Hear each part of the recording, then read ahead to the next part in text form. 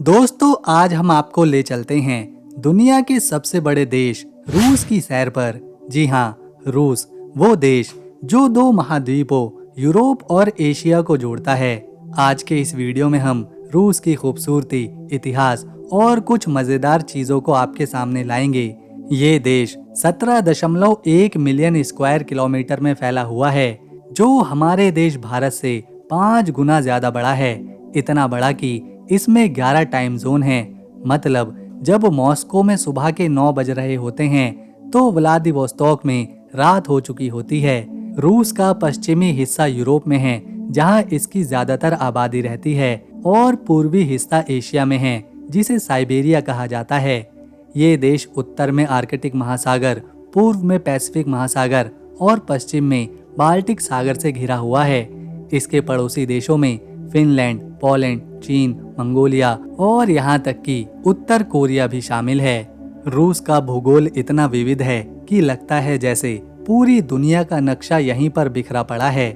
रूस की नदियाँ भी कमाल की हैं। वोल्गा नदी यूरोप की सबसे लंबी नदी है, जो 3690 किलोमीटर दूर तक बहती है और कैस्पियन सागर में जाकर मिलती है। साइबेरिया की येनिसे, ओब और लेना नदियाँ भी दुनिया की सबसे लंबी नदियों में शुमार हैं। बैकाल झील दुनिया की सबसे गहरी और सबसे साफ पानी की झील है। ये इतनी गहरी है कि इसमें 1700 मीटर तक डूबा जा सकता है और इसमें दुनिया का 20% मीठा पानी है। सर्दियों में ये झील जम जाती है और आप इस पर स्केटिंग कर सकते हैं। रूस में जंगल, पहाड़ और समुद्र तटों के अलावा रेगिस्तान भी हैं, जैसे गोबी रेगिस्तान।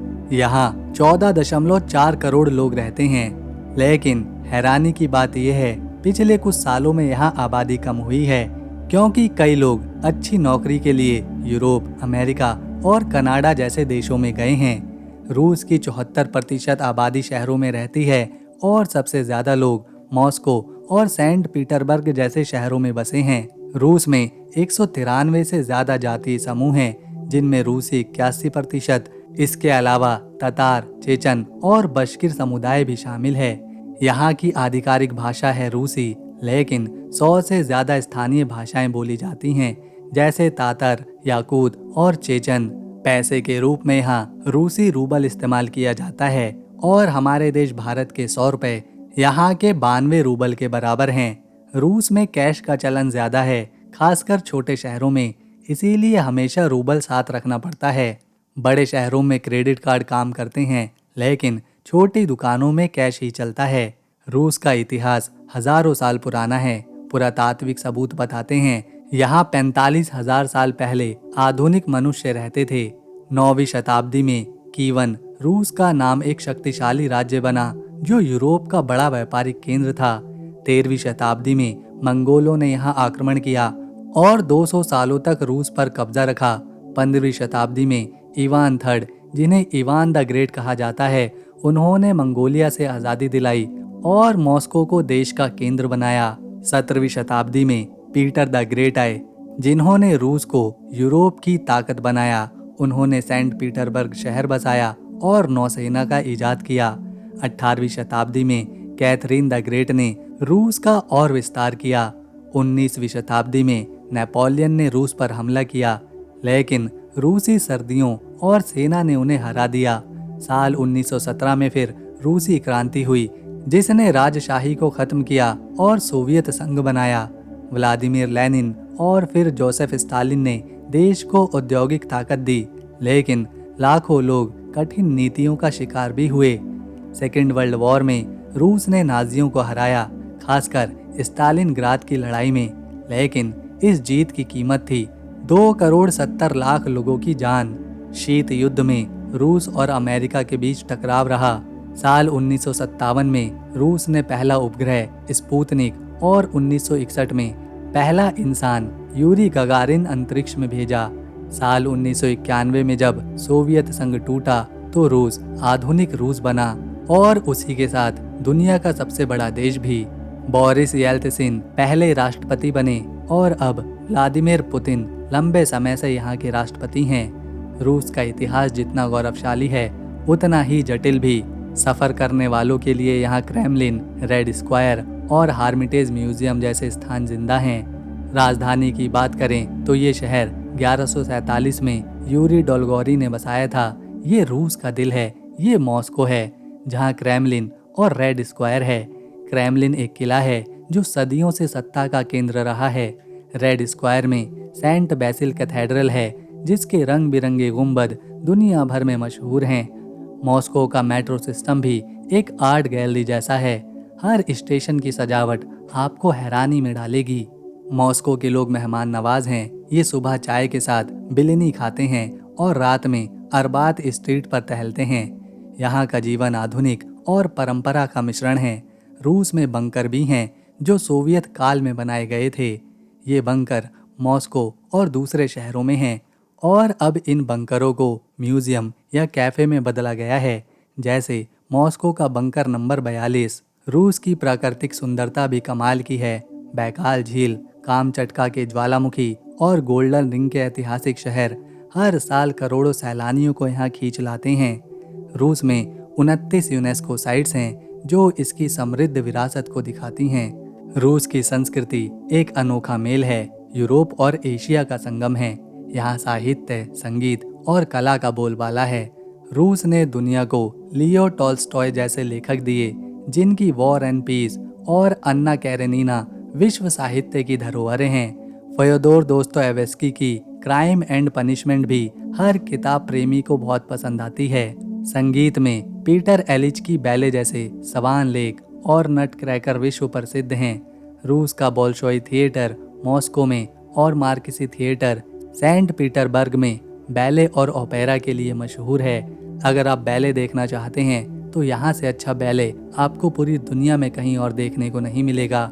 नया साल यहाँ सबसे बड़ा त्योहार है, जिसे लोग आतिशबाजी, दावत और डेड मोरोज यानी रूसी सांता के साथ मनाते हैं। 9 मई को यहाँ विक्ट्री डे मनाया जाता है, जो सेकेंड वर्ल्ड वॉर की जीत की याद में होता है।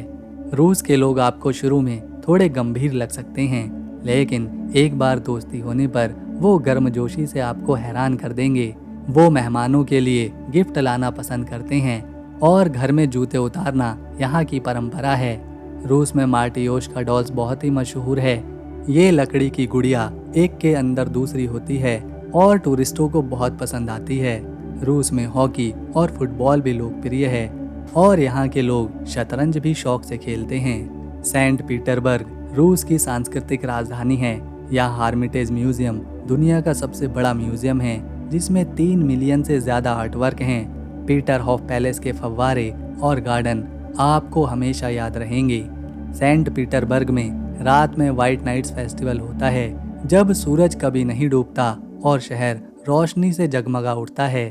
ट्रांस साइबेरियन रेलवे दुनिया की सबसे लंबी रेल यात्रा है, 9,289 किलोमीटर लंबी, जो मॉस्को से व्लादिवोस्तोक तक जाती है। इस सफर में आप रूस की विविधता को करीब से देख सकते हैं। जंगल, पहाड़ और छोटे छोटे गांव। रूस में 64 नेशनल पार्क हैं। भारतीयों के लिए टूरिस्ट वीज़ा यहाँ आसानी से मिल जाता है, लेकिन इनविटेशन लेटर चाहिए। रूस में ट्रेन से यात्रा सबसे अच्छी है, सस्ती है और आरामदायक भी।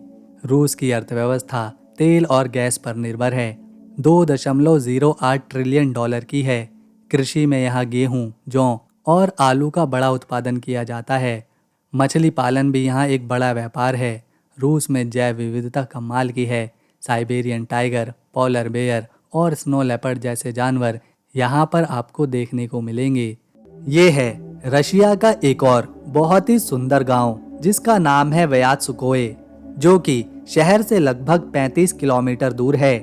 इस गांव के किनारे एक नदी बहती है, जिसका नाम है ओक्टोनका।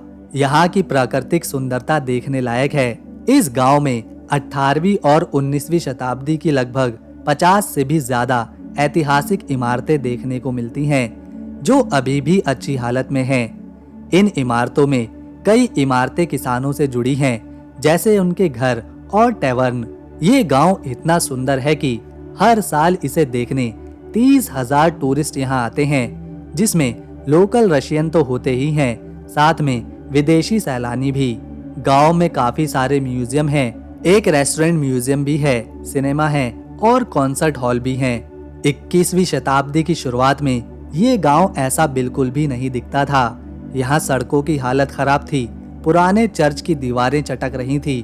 लेकिन फिर गांव के कुछ युवाओं ने मिलकर यहाँ की स्थिति को सुधारने का फैसला किया और साल 2008 तक ये पूरा गांव वयास्कोए पूरी तरह से बदल गया और आज ये गांव रशिया के सबसे खूबसूरत गांवों में गिना जाता है।